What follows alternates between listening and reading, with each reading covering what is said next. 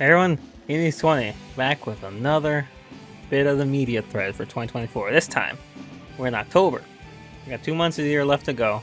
November's looking okay in terms of stuff. It's mostly movies that I've been watching. Toku, we'll get into that next month. And December, we'll see what happens before we wrap up the year, and then I get to have a look back on everything that I've done and see what was the coolest stuff in the year. That'd be fun to do. Like my favorite things of the year, not really like a top 10. But anyway, so this was, I think, what I was spending a lot of September on. Stellar Blade. I don't know when I picked it up. I wish I knew that. We could look it up. But I finished it on October 5th, and then I platinumed it on October 9th because I had to play through the entire game. I was gonna say 2 more times. Only one more time. Right, only one more time. Man, that was fun. Like, I heard a lot about it online, and I looked into it, like, what it actually was like playing it. Because the only thing I heard was that it was, like, Souls-like. And I was like, And then I played, I'm like, kinda? Like, it does have a lot of Souls elements in it. Like, there's definitely stuff that you can point to.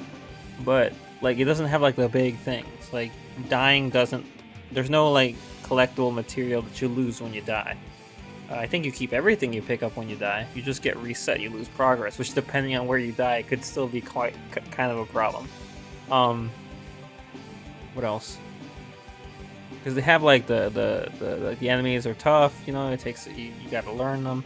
When you save at like the camps, like this game's bonfires, it respawns all the enemies and stuff like that, except for the bosses, they don't respawn. So there's some things like that. Like the quest system, the level up system, the upgrade system is all definitely more like action RPG-ish. So yeah, it's definitely not like. Granted, there were times when they got challenging, but ultimately I would not call it a Souls-like. It was weird that I saw that floating around so much for it because it wasn't like that. It is one of those games that I think is funny because it's like a lot of it seems to be built to the idea to being able to parry attacks, and yet you have to unlock all the parry options as upgrades. So it just feels weird not having it in the beginning. But then once you start unlocking it and you can parry everything that the bosses throw at you, or the enemies throw at you, it feels awesome. Like dodging and doing all the slow motion counters and stuff, really cool. So I really like the fighting, the combat. The enemy types could vary from fun to fight to just like some of the suckiest things in the world. I think 2 of the ones that stand out to me as being really annoying is like this, I forget what they're called, but they're like these floaty things. They almost have like jellyfish legs like that, and they like fly around and they zip around. I hate those things, but the worst ones are these like crab-looking enemies that have a big shield that they hold in front of them. I hated those every single time they popped up. Least favorite enemy type, like, oh my gosh. Even more than that, though, I think like the general design of the world and the characters and the monsters and the NPCs is actually really cool. There's a lot of like really cool looking characters. Because everyone in the game is an androidos. They're robot people, basically. Cyborgs, androids, whatever you want to call it. Clyde, I mentioned him here, and the fisherman, I think is like my favorite one. I like he has a really cool design. So a lot of them are pretty neat looking. I really did like the story. I thought the story was pretty cool. Very interesting. Just the idea of it, which all it is was the monsters are called natives or natives, and you're part of and you're playing as Eve, who was part of the 7th Airborne, I think, who dropped in from a colony in space to find the leader of the natives and kill them so that they could, I guess, wipe out the natives, which is their whole plan. Sounds simple enough. I think I mentioned it here on the writing, and I guess I'll bring it up. Like the game for like the first few hours is like it was like I'm like, man, this is great. I can't wait to see where it goes, kind of thing. Which is when you're going through the first area. And then you beat the first big boss, the first, what are they called? Alpha Native. You get the first core that you're going to need for the game. And then you find another buddy to join you on your adventure, and she immediately plummets my investment in the game. Like right there after like 5 hours of playtime, and that's Lily. Fucking hate her. I don't know why they had to put a character like that in the game. Like, all my problems with her could be fixed if she was less energetic and less Genki, or if she was older. That's the best way they could fix. Make her like the same age as Eve. Make her like a year younger. Make her older if you want. I don't really care. I mean, technically she should be older because she's from a previous drop.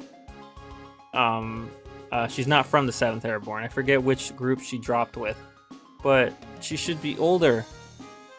And it just annoyed me because that's just a trope I don't like. I don't like the energetic, Genki hyper mechanic character. It really sucked having her in the game because I was just like, I was really enjoying the banter Eve and Adam had going back and forth through the first area. And every time she takes the mic away from him to be your mission control sucked. And then there's parts later in the game where she becomes your mission control because Adam's just not around. And I'm just like, oh man. So like, it's a really, like, if you don't care, if that kind of stuff doesn't bug you, you'll enjoy the game even more. But it's the kind of thing where after I beat the game the first time and I restarted again for New Game Plus, I was like, is she as bad as I remembered? And she got reintroduced and I went through her early scenes again. I was like, yeah, no, I definitely would prefer the game if she wasn't in it. Or once again, if she was older, or heck, if it was a male character, I think they'd be less annoying. I'm just not fond of it. It's funny because, like, gosh, I have in my head, I keep thinking about Xenoblade Chronicles X because that Definitive Edition was just announced. It just reminds you how much I dislike Lyn. But, whatever. Looping the areas, exploring the areas, fighting enemies, bosses, the soundtrack, just in general, it's a solid game. A lot of fun, and I think the most interesting thing about it to me was the ending, which I was just kind of surprised by, because it's like when you're offered a choice of do this or that, like obviously one you would think is the really good choice and the other is the bad choice, right? In terms of good ending, bad ending. The way that this game does it though, the one that I'm like, would this be the bad thing to do? Because what the elder native is saying, like the leader of natives, makes a lot of sense. So I went with that choice first and wound up being like the correct choice, if you want to say it. Like it definitely led to what I think is the best ending of the game, which surprised me. Man, those end game bosses though, they were brutal. That was nuts, but felt great beating them, but oof. That was a trip. Yeah, Stellar Blade was good. I played the whole game in Korean. Because I don't get the opportunity to listen to a lot of games in Korean, and I was like, let me try this one. Because I think it is Korean. It is, yeah. The only other thing I listen to that's Korean is like DFO. Like DNF Duel, I play it in that language. I don't change it from that. Because it's really interesting to listen to. I like it. It's a really interesting sounding language. Anyway, after Stellar Blade on October 5th and 9th, what's next? Yes, here we go. This is probably another thing that was taking up a bunch of my time. Genshin Impact. Chapter 2, the Inazuma Archon quest. Like, I finally came back to Genshin Impact last month, so that's probably another reason why I didn't have a lot of stuff accomplished. Well, I say last month, it's November right now, so last month's from October, September. Yeah, I left off like shortly. I think I was still in the first act of chapter 2, because I think the Inazuma arc was 3 acts in the chapter. I was towards the end of the first one, was where I left off, so I came back to it. And I basically kind of got burned out after Liyue, and I don't even remember why.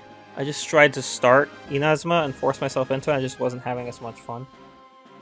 But coming back to the game after being gone so long and like learning what to do and like setting up my characters, growing them better, dealing with the world better, I was like, man, I'm actually having fun. Like again, like I still did not enjoy exploring Inazuma as much as Liyue or Mondstadt. There was just something about running around those islands, and the islands themselves that just wasn't as interesting, I guess. I don't know how to describe it. But I do know that the fandom at large seems to think this is the weakest point in the game. It seems to be the general consensus. And again, I can understand it.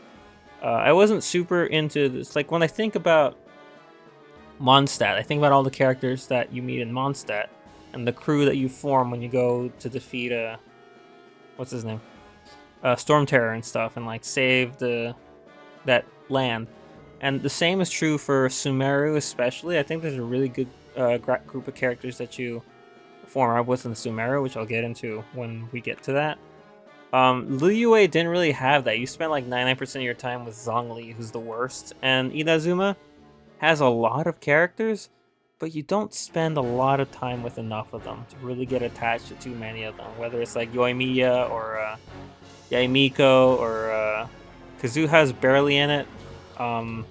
What's her name? The water lady. Ayato? No, I think that's her brother. What's her name? Kamisato Ayaka. There we go. And then there's Songnomiya. I don't know, the other one that they introduced like super late into it. Who was only in there for like the last act, and I'm like, who are you? And even Raiden Shogun, A, does not appear all that often in it.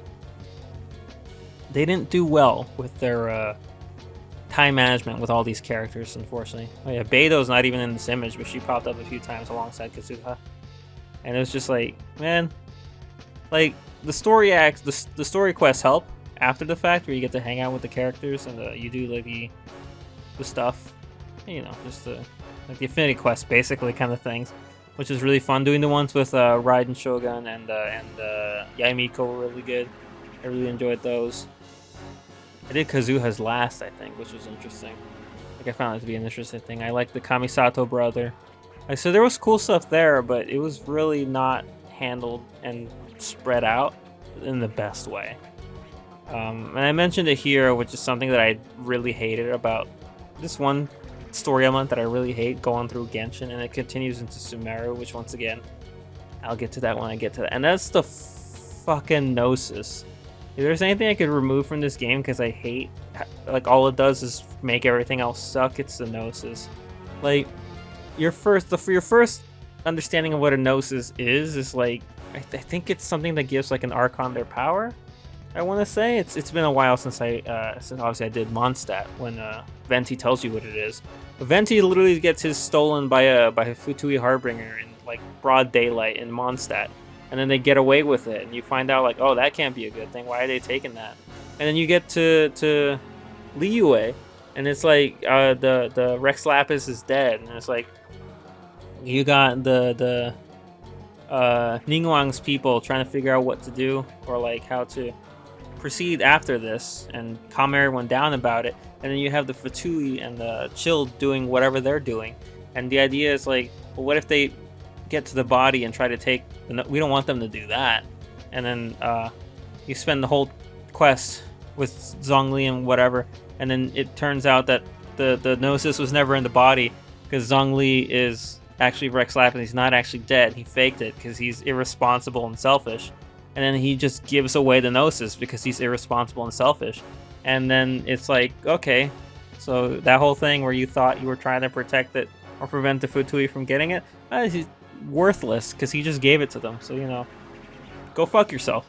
And then in Inazuma, I was wondering how they were going to screw it up. Like the whole time that I was fighting, forgot her name, the Fatui Harbinger in front of A for that one part, in front of the Raiden Shogun. And she executes her, which I was like, oh, so where's the gag? Like, where's the thing that something stupid's gonna happen? And it wound up not happening, which I was like, oh, okay. Right up until the last second, where Yaimiko's like, oh, when you were captured by Scaramouche, I gave him the Gnosis so that he could let you go. And I'm like, why do I care so much about this thing? Like, I think after Yaimiko did that, I realized I just shouldn't give a shit. Like, right? Like, is there any reason I should care?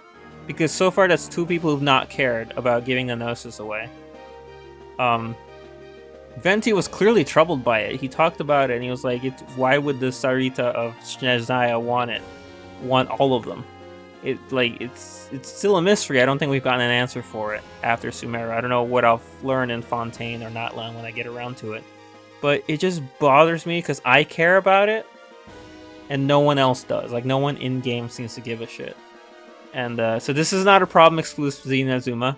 And based on the fact I'm about to finish the Sumeru stuff, and stuff that happened near the end pissed me off again about this stupid fucking thing. It's so annoying and I hate it. It's my least favorite point about the ongoing story. So yeah, that's a lot to talk about for Inazuma. Well, I mean, not even about Inazuma, because it's such a bigger issue than just Inazuma with the Gnosis, but whatever. I have a team now in this game as of the end of Sumeru, which is obviously I use a Traveler mainly. He's Dendro Traveler right now, which I've heard from people is like the best Traveler. And I'm gonna go to Fontaine next, and all I've heard of is that Hydro Traveler sucks. And I'm like, oh, that sucks. And then my reliable party members that help me out is John. How would you say it? Jean? Zinky, Yanfei, and Tignari. That's my main crew for which accounts for Pyro, Animo, Hydro, and Dendro. So I still need to pick 3 other characters to raise up for Geo, Electro, and Cryo. I just don't know who. When it comes to Geo, I kind of want to focus on Noelle, simply because she has that shield move, which is really handy, as I've learned, for dealing with the Primo Fish Snap giant dinosaur thing that I hate fighting. My issue with Noelle is that she requires the Hilichurl Mass to rank her stuff up. Just like Jean and Zinky. I think Zinky uses them. I know Traveler does too. It's like I need so many of them to move my characters up from level 80 to 90 of the final version of those masks, and I can't afford to have another character also stealing from that pool. So I've not really been training Noelle. The only other Geo characters that I think I have Kachina from the latest batch of Natlan characters, but I can't improve her until I have the Natlan Ascension materials, which I won't get until I go to Natlan, and I'm going to Fontaine next, so she'd be kind of useless. I don't know who else I got. For Cryo, I have like Kaya from the beginning, but once again, I don't think he uses the mass. I have Chongyun, who I just got, and I had, what's the sister's name? It's not Rebecca, right? No, she's the water one. Ah, I'm blanking, and I have her on my team. I was just using her to see how she worked.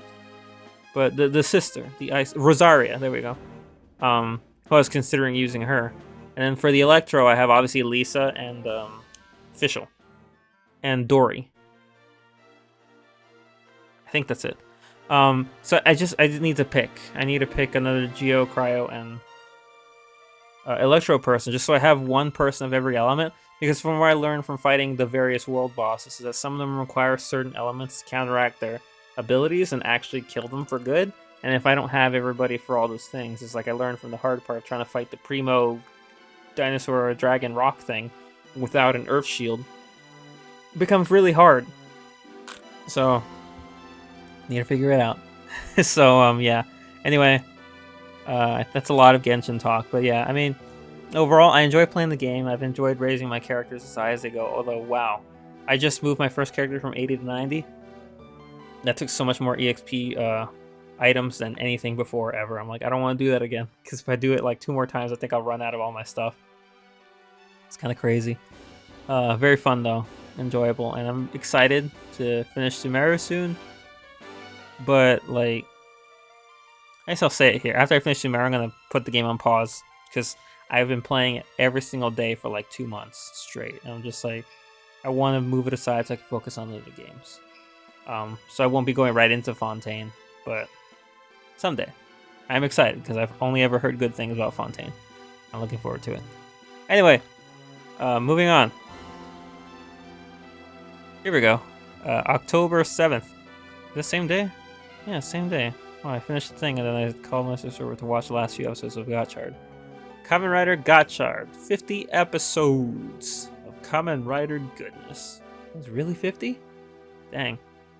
So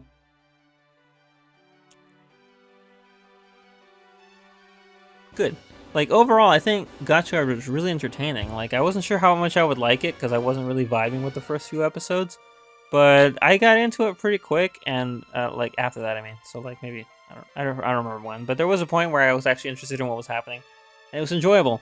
I think the funny thing was Gotchard, in the middle of Gotchard, we stopped watching it to go watch Build.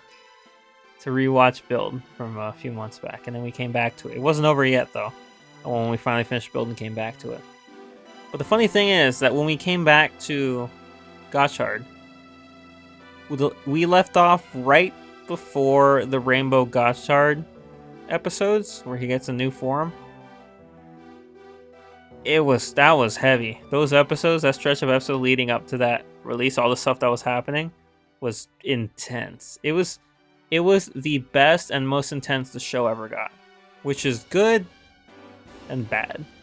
So I can count the Rainbow Gotchard reveal and the first defeat of the Hades King as the show's peak, and it unfortunately never reached that peak again. After that, like, they defeated the guy and you thought he's dead, but then he's not. He's weak, and all of a sudden they introduced 2 other evil dudes, and then they reintroduced the first big bad, Grion, who's just alive again, and it was just a poor. I just say it right now since it's right there. The weakest thing that Gotchard had, because Ichinose Hotaro is a great writer. I think it's really nice watching him grow and become stronger throughout the series. Spanner's kind of a tool, but which actually makes a lot of sense. Did they know did they do that on purpose? He's a jerk, but like, hard to dislike him. I don't know. I enjoyed him, even if he was a dick for a lot of his screen time. Rina was really cool. The supporting characters, the other alchemists that they hang out with, their teacher, the other kids that I think are on a higher tier than them, so they're senpai, I believe, who've been in the academy longer, are really good. And the first batch of villains, the Hades sisters, Atropos, Lachesis, and Clotho, were actually pretty good. I think they did their role as villains pretty well. It's everything after they were replaced as main villains that sucked. Grion sucked, and the 3 Hades Kings sucked. The first Hades King, like, I forget his name, and that's, I mean, normally it's like, you forget a lot of names. I'm like, I legitimately can't remember this guy's name to save my life. I think they all started with a G. I think. Because it matched with Grion? I can't remember.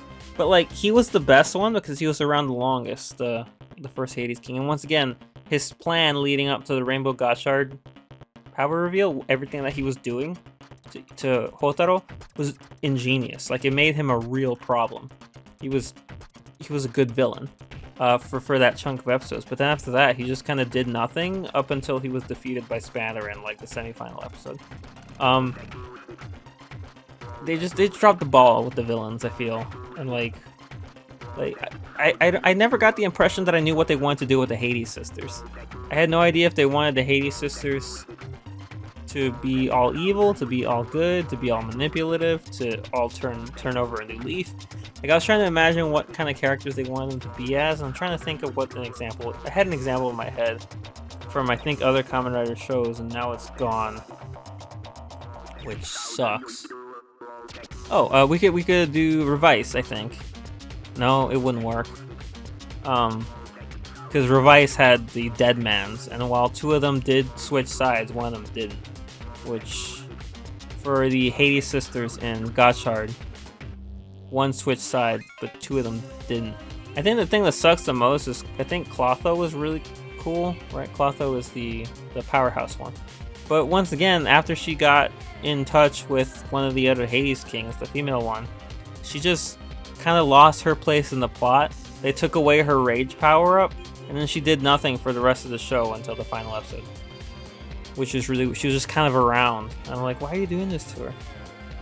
Lachesis was the one that they put the most work into, and then they let all that rot in the semifinal episode go to waste. And Atropos just, it's weird. They had so much good going for it. I think the best way I could put it is the show didn't stick the landing. I think that's the best way to summarize Gotchard. Like, I think it's really good, and there's a lot of really cool stuff into it, and it builds up to a really great peak about like 35, 36 episodes in, I think it was, whenever Rainbow Gotchard debuts. And then after that, it kind of like slowly goes down low. There's a few more like dips up in certain things, but it's never able to capture that great moment again, even when it comes to the ending, which I was disappointed by. I don't think it's bad. I think the ending's okay. I just wish that it was better. Which, I mean, to be fair, that's a common thing that I think we have going. The only thing I do remember is that in, I think, like, one of the last episodes, like maybe 2 or 3 from the ending, Grion does a thing where he says something about cloning himself with his belt or something like that.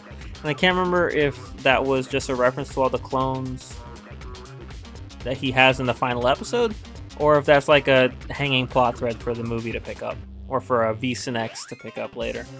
whatever it is, like I'm like, I would greatly prefer any villain before having to deal with Grion again because he sucked. He wasn't good. Yeah. Still, the riders were cool. I really like the suits for Gotchard and Spanner. What was his? Valvarad, and what was Rena's form called? The Sun Unicorn and all that stuff. I think even all the other suits, like her dad had a really cool suit. Grion's suit, even though it only appeared for one episode, I thought was really cool too.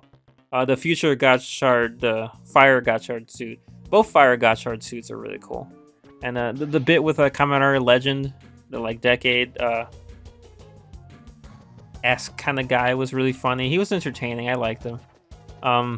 For his little side special and then his like arc of episodes in the middle of Gotchard.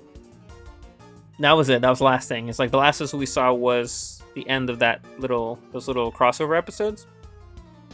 And then we came back in, and right after that was the Rainbow Gotchard stuff. But man, that was good. Like, I forgot Geats was right before this, and Geats was freaking awesome. Geats was excellent. I think one thing Geats and this one have kind of in common, and is that unlike this one, unlike this one though, Geats really couldn't decide on what its final villain would be, or who it would be, since it got rid of its primary villains earlier. Although it did that actually really well, in my opinion. Whereas this one, it just didn't have a solid idea of what the final conflict was supposed to be. At least it never felt to me like that. Because right down to, I don't even know where the Hades King came from. I don't know if someone can tell me where the first guy came from, because they just randomly talked about him, and then he just randomly shows up at the end of one episode. And I'm just like, I don't know how that happened. I don't know where he came from. I don't know why he's here now. Yeah, anyway. That's Gotchard. It was good. It was good, though. Like, overall, I think I enjoyed it. I did have some issues. I wish the ending was better, but, you know, fun. And I'm looking forward to Gav. Watching Gav later. And the last thing I did at the end of the month was I watched The Edge of Sleep. It's a good old Marky Markiplier's